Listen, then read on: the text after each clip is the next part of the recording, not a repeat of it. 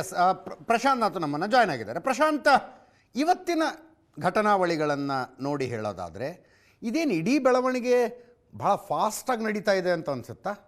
ಒಂದಾದ ನಂತರ ಒಂದು ಮೀಟಿಂಗ್ಗಳು, ಪ್ರಯಾಣಗಳು, ಡಿನ್ನರ್ ಮೀಟಿಂಗ್ನ ಪ್ಲ್ಯಾನ್ಗಳು, ಕ್ಯಾನ್ಸಲೇಷನ್ಗಳು, ಅಥವಾ ಇದನ್ನು ತುಂಬ ಜಗ್ಗಾಡ್ಲಾಗ್ತಾ ಇದೆ ಅನ್ನಿಸ್ತಿದೆಯಾ, ಅಥವಾ ಇಂಥ ಬೆಳವಣಿಗೆಗಳು ಇದೇ ಸ್ಪೇಸ್ನಲ್ಲೇ ನಡೆಯೋದು ಅನಿಸುತ್ತಾ? ಅದಿತ್ತು ನೋಡಿ, ಯಾವತ್ತು ಈ ರೀತಿಯ ರಾಜಕೀಯ ಮೇಲಾಟಗಳು ಶುರು ಆಗ್ತವೆ, ಅಂತಿಮವಾಗಿ ಎಲ್ಲವೂ ತೀರ್ಮಾನ ಯಾವಾಗತ್ತೆ, ರಾಹುಲ್ ಗಾಂಧಿ, ಸಿದ್ದರಾಮಯ್ಯ ಮತ್ತು ಡಿ ಕೆ ಶಿವಕುಮಾರ್ಗೆ ಫೋನ್ ಕರೆ ಮಾಡಿ ನೀವು ದಿಲ್ಲಿಗೆ ಬನ್ನಿ, ನಾವು ಚರ್ಚೆ ಮಾಡೋಣ. ಅಥವಾ ರಾಹುಲ್ ಗಾಂಧಿ ಯಾವತ್ತೂ ನೇರವಾಗಿ ಕರೆ ಮಾಡಲ್ಲ, ಕೆ ಸಿ ವೇಣುಗೋಪಾಲ್, ರಣದೀಪ್ ಸುರ್ಜೇವಾಲಾ, ಮಲ್ಲಿಕಾರ್ಜುನ್ ಖರ್ಗೆ ಯಾರಾದರೂ ಕರೆ ಮಾಡಿ ನೀವು ದಿಲ್ಲಿಗೆ ಬನ್ನಿ ಅಂತ ಹೇಳಿದಾಗ ಮಾತ್ರ. ಉಳಿದದ್ದೆಲ್ಲವೂ ಕೂಡ ನೀವು ಪಾಲಿಟಿಕ್ಸ್, ಪ್ಯೂರ್ ಪಾಲಿಟಿಕ್ಸ್ ದೃಷ್ಟಿಯಿಂದ ನೋಡಿದರೆ ಇಟ್ಸ್ ಅ ನಾಯ್ಸ್. ಅಂದರೆ 24x7 ಮಾಧ್ಯಮಗಳು ಕೂಡ ಇವೆ, ಲಾಬಿಗಳು ಕೂಡ ಜೋರಾಗಿ ನಡೀತಾ ಇವೆ. ಆದರೆ ಒಂದಂತೂ ಸ್ಪಷ್ಟವಾಗಿ ಕಾಣ್ತಾ ಇದೆ, ಡಿ ಕೆ ಶಿವಕುಮಾರ್ ನವೆಂಬರ್ 20 ದಿನಾಂಕದ ನಂತರ, ಅವರೇನು 2.5 ವರ್ಷ ಅಂತ ಅಂದ್ಕೊಂಡಿದ್ರು, ಆ ದಿನಾಂಕದ ನಂತರ ಅವರು ನೇರವಾಗಿ ಚಟುವಟಿಕೆಗಳನ್ನು, ನಾಯಕತ್ವ ಬದಲಾವಣೆಯ ಕುರಿತಂತೆ ಆರಂಭಿಸಿದ್ದಾರೆ. ಇಲ್ಲಿಯವರೆಗೆ ಅವರು ಆ ರೀತಿಯ ಯಾವುದೇ ಚಟುವಟಿಕೆಗಳನ್ನು ಪುಷ್ಟೀಕರಿಸ್ತಾ ಇರಲಿಲ್ಲ. ಮೇ ಬಿ ಅವ್ರು ದಿಲ್ಲಿಗೆ ಹೋದಾಗ ಮಾತಾಡ್ತಾ ಇದ್ರು, ಆದರೆ ಪುಷ್ಟೀಕರಿಸ್ತಾ ಇರಲಿಲ್ಲ. ಆದರೆ ಈಗ ಅವರಿಗೆ ಸಿದ್ದರಾಮಯ್ಯನವರು ಯಾವಾಗ ರಾಹುಲ್ ಗಾಂಧಿಯನ್ನು ಭೇಟಿಯಾದರು 10 ನಿಮಿಷಗಳ ಕಾಲ, ರಾಹುಲ್ ಗಾಂಧಿ ಡಿ ಕೆ ಶಿವಕುಮಾರ್ಗೆ ಟೈಮನ್ನು ಕೊಡಲಿಲ್ಲ. ಡಿ ಕೆ ಶಿವಕುಮಾರ್ಗೆ ಮಾತ್ರ ಟೈಮನ್ನು ಕೊಡಲಿಲ್ಲ. ಡಿ ಕೆ ಶಿವಕುಮಾರ್ ವಾಪಸ್ ಬೆಂಗಳೂರಿಗೆ ಬಂದರು. ಬೆಂಗಳೂರಿಗೆ ಬಂದಮೇಲೆ ಅವರು ವಾಪಸ್ ದಿಲ್ಲಿಗೆ ಹೋಗ್ತಾ ಇಲ್ಲ. ರಾಹುಲ್ ಗಾಂಧಿ ಫೋನ್ಗೋಸ್ಕರ ಅವರು ಕಾಯ್ತಾ ಇದ್ದಾರೆ. ರಾಹುಲ್ ಗಾಂಧಿ ಫೋನ್ ಬಂದ ನಂತರವೇ ಡಿ ಕೆ ಶಿವಕುಮಾರ್ ಇರಲಿ, ಸಿದ್ದರಾಮಯ್ಯನವರಲ್ಲಿ ಅವರಿಬ್ಬರನ್ನ ಕರೆದು ಮಾತನಾಡಿಸಿದಾಗ ಒಂದು ಅಂತಿಮ ಚಿತ್ರಣ ಬರುತ್ತೆ. ಅಲ್ಲಿಯವರೆಗೆ ನನಗನ್ಸುತ್ತೆ ಅವ್ರ ಮೂಲಕ ಇವ್ರಿಗೆ ಹೇಳಿಸೋದು, ಇವ್ರ ಮೂಲಕ ಅವ್ರಿಗೆ ಹೇಳಿಸೋದು, ಆ ಒಂದು ಪಾಲಿಟಿಕ್ಸ್ ಯಾವತ್ತೂ ನಡೀತಾ ಇರುತ್ತಲ್ವ, ಆ ಪಾಲಿಟಿಕ್ಸ್ ಬೆಂಗಳೂರಿನಲ್ಲೂ ಕೂಡ ಕಂಟಿನ್ಯೂ ಆಗಿದೆ. ಈಗ ಮಲ್ಲಿಕಾರ್ಜುನ್ ಖರ್ಗೆ ಅವರು ಬಂದಿದ್ದರು. ಮಲ್ಲಿಕಾರ್ಜುನ್ ಖರ್ಗೆ ಅವರನ್ನು ಡಿ ಕೆ ಶಿವಕುಮಾರ್ ಮತ್ತು ಡಿ ಕೆ ಸುರೇಶ್ ಭಾಳ ಸ್ಪಷ್ಟವಾಗಿ ಹೇಳಿದರು ದಿಲ್ಲಿಯಲ್ಲಿ.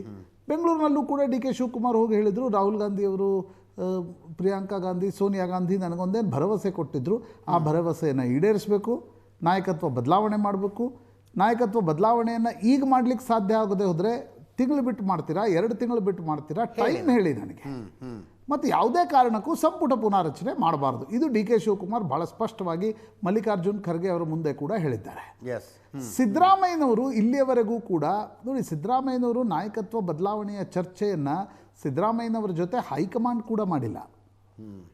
ಅಂದರೆ ನೀವು ನಾಯಕತ್ವ ಬದಲಾವಣೆಗೆ ತಯಾರಿದ್ದೀರಾ, ಏನು ಎತ್ತ, ಆ ಚರ್ಚೆಯನ್ನು ವೇಣುಗೋಪಾಲ್ ಆಗಲಿ, ಸುರ್ಜೇವಾಲಾ ಆಗಲಿ, ಅವರೂ ಕೂಡ ಯಾರೂ ಅದನ್ನು ಮಾಡಿಲ್ಲ. ಹೀಗಾಗಿ ಇನ್ನು ಮುಂದೆ ಶುರು ಆಗಬೇಕಿದೆಲ್ಲ.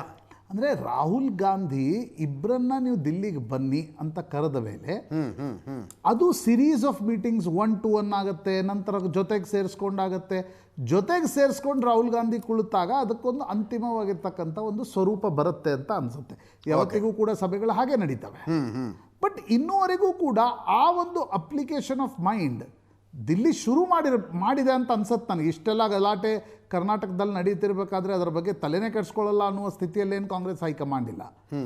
ಆದರೆ ಏನು ಮಾಡಬೇಕು ಅಂತಕ್ಕಂಥದ್ರ ಬಗ್ಗೆ ಒಂದು ಸ್ಪಷ್ಟತೆ ಇರದೇ ಇರಬಹುದು.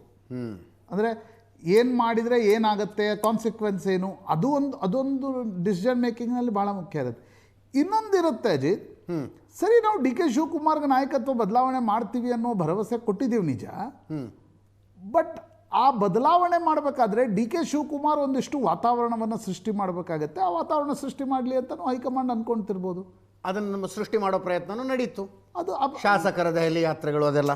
ಈಗ ಯಾವ ಹೈಕಮಾಂಡ್ ಕೂಡ ಅಜಿತ್ ಡಿ ಕೆ ಶಿವಕುಮಾರನ್ನು ಮುಖ್ಯಮಂತ್ರಿ ಮಾಡಬೇಕಾದ್ರೆ ಪಬ್ಲಿಕ್ಲಿ ಒಂದಿಷ್ಟು ಚಟುವಟಿಕೆಗಳು ನಡಿಬೇಕಲ್ವಾ? ಹೌದು. ನಿಮ್ಮ ಬಳಿ ಎಷ್ಟು ಶಾಸಕರಿದ್ದಾರೆ, ಯಾರ್ಯಾರು ನಿಮ್ಮ ಪರವಾಗಿ ಮಾತಾಡ್ತಾ ಇದ್ದಾರೆ. ಆಮೇಲೆ ಡಿ ಕೆ ಶಿವಕುಮಾರ್ ಪಟ್ಟನ್ನು ಹಾಕದೆ ಹೋಗಿ ಹೈಕಮಾಂಡ್ ನವೆಂಬರ್ 20ಕ್ಕೆ ಸಿದ್ದರಾಮಯ್ಯನವ್ರ ಹತ್ರ ಇಲ್ಲ ನೀವು ನಾಯಕತ್ವ ಬದಲಾವಣೆ ಮಾಡಿ 21ಕ್ಕೆ 22ಕ್ಕೆ ನಾವು ಪ್ರಮಾಣ ವಚನ ಕೊಡಿಸ್ತೀವಿ.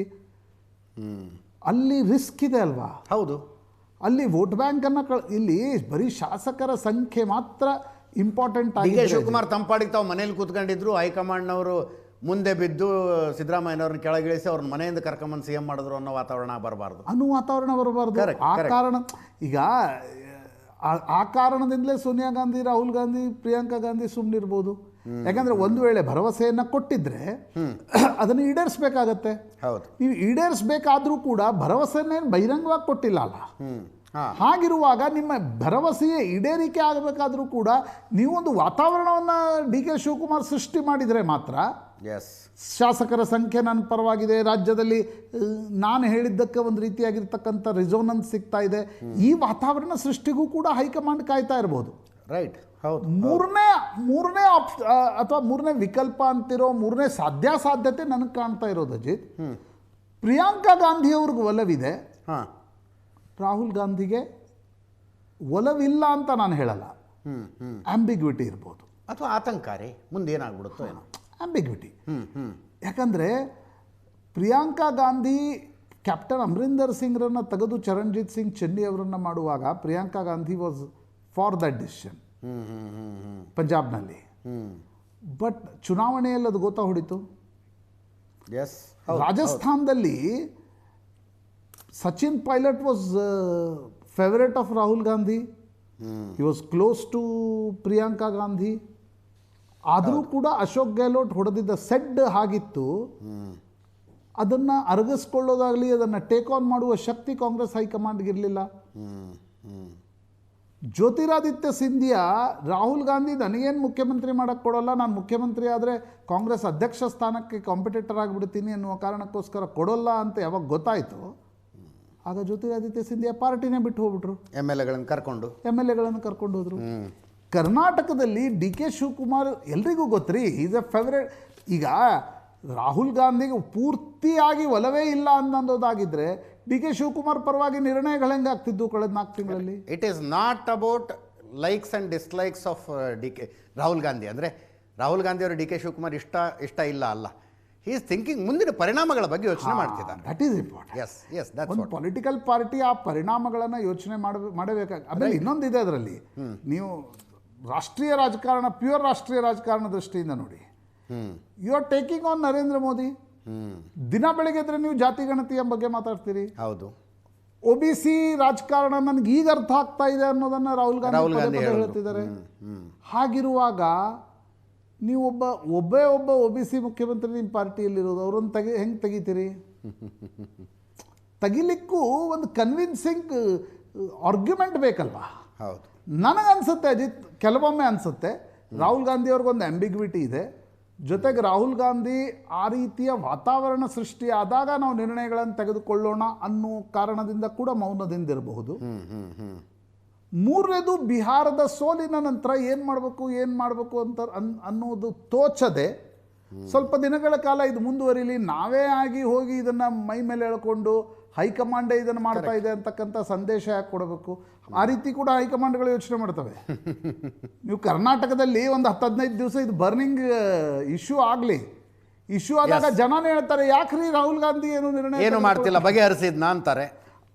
ಅವಾಗ ಕರೆದು ಏನೋ ನಿರ್ಧಾರ ತಗೊಂಡ್ರೆ ಕೆಲವೊಬ್ಬರಿಗೆ ಬಂದೇರಿ ಪ್ರಶಾಂತ್.